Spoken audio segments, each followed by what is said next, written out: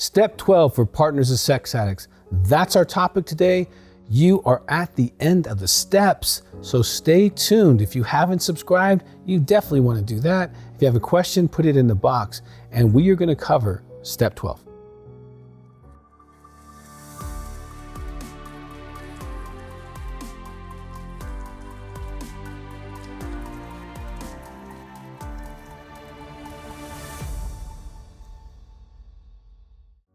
Welcome back. Step 12 for partners of sex addicts. And again, you didn't cause the tragedy of you having to go into recovery, but you did it. You went through step 1, 2, and 3. You acknowledged you're powerless over a sex addict.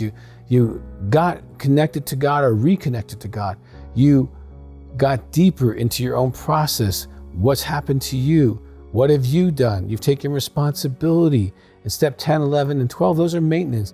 You maintain a humble nature towards people.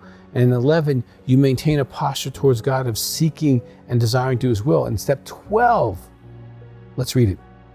Having had a spiritual awakening as a result of these steps, we tried to carry this message to others and to practice these principles in all our affairs. So you had a spiritual awakening. Even if you were very spiritual before, you're way more spiritual now. You're more authentic, you're more sensitive, you're more compassionate, you have more empathy, you're more grounded. You did that as a result of these steps. So congratulations to you. We tried to carry this message to others. You do not have to worry about that. Some of you will start partners groups, and some of you will become coaches, some of you maybe even counselors. And that's fantastic if you do it like that.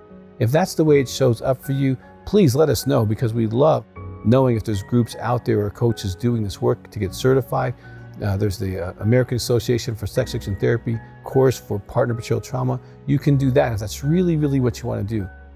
However, most likely, most of you, people will just show up in your life with their husbands cheating or getting caught with porn, or their wife, or as a man married and alone. Other guys will talk about their wife cheating or their wife being on Facebook and old boyfriends and stuff like that. You're going to find opportunities to share the story.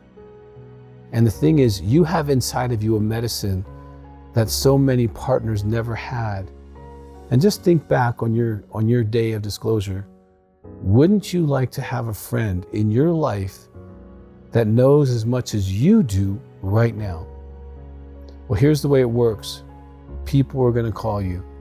They're going to share their story with you. And when that happens, just be ready to share what you know.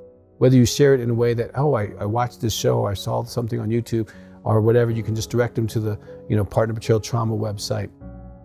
That's fine. Or you might want to share your own personal journey. But I can tell you, you have more medicine in you than most therapists. You understand more about partners than most therapists, most counselors, most pastors, most people in the world. You have this particular medicine. So don't be surprised if others start finding their way to your doorstep and knocking on the door of your heart and saying, "This is what's going on with me.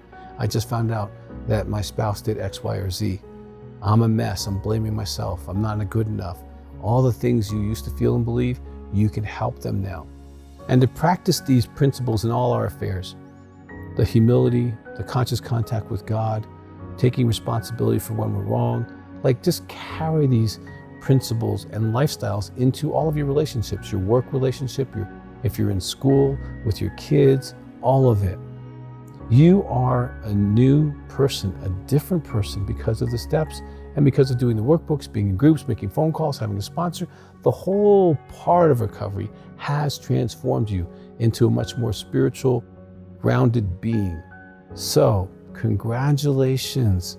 You have done the steps. Now present your step 12 to your group, go through that process, and continue to grow in your recovery.